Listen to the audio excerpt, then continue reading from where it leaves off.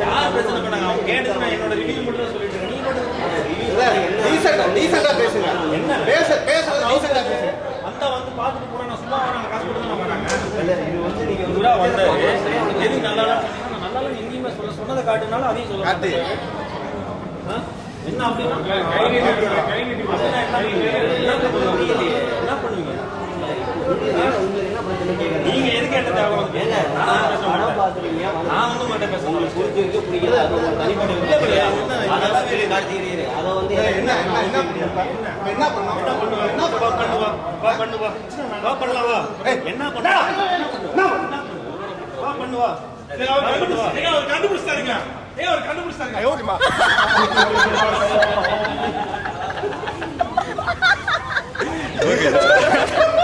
வந்ததுல கட்டு காட்டிட்டீங்களா? சூப்பரா நல்லா இருக்கு சார். நல்லா வேலை சிறப்பாக செய்வாங்க. ரெண்டு பேரும் அப்படியே பண்ணுங்க. யாரும்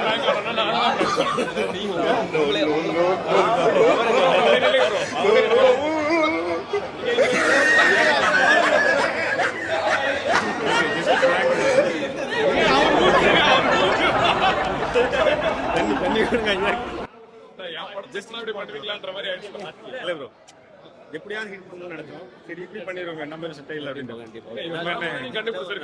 ஒரு படம் உண்மையாலுமே சூப்பரா இருந்துச்சு. எல்லாத்தோட நான் பாடு 7 தான் இங்க இவருதாங்க போயிட்டான்.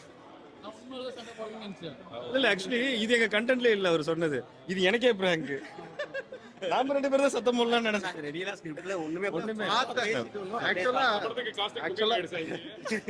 ஆக்சுவலா பிராங்க்னாங்க, பார்த்தா நார்மலா பேசிட்டு இருக்காங்க. ஹைப்பே ஏறல, லைட்டா ஹைப் ஏத்தி விடுவேன்ட்டு. இல்ல அது இல்ல நார்மலா பிராங்க்னு சொன்னாங்க, பேசிட்டே இருந்தாங்க. எந்த ஹைப் ஏறல, சரி லைட்டா ஏத்தி விடுவோம்னு ஏத்தி விட்டாங்க. இந்த வீடியோ போட்டுக்கலாமா? எல்லாரும் போட்டுக்கலாம். பைக் யாருக்கு?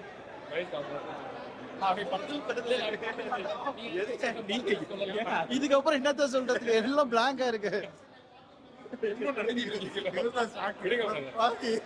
இல்ல எமகாதான் சொல்லிட்டு ஒண்ணுமே இல்லாம ஆகி போச்சு இப்போ எனக்கு.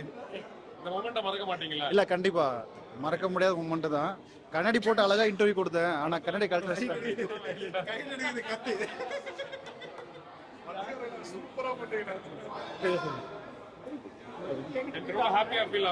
ரொம்ப சந்தோஷம். அது இதுக்கு முன்னாடி எப்படி தெரியல, பட் இந்த மூமெண்ட் வந்து ரொம்ப ரியலி ரொம்ப ஹாப்பியா இருக்கு. ஸோ ரொம்ப எமோஷன் கலந்த ஒரு ஹாப்பினஸ் சொல்லலாம்.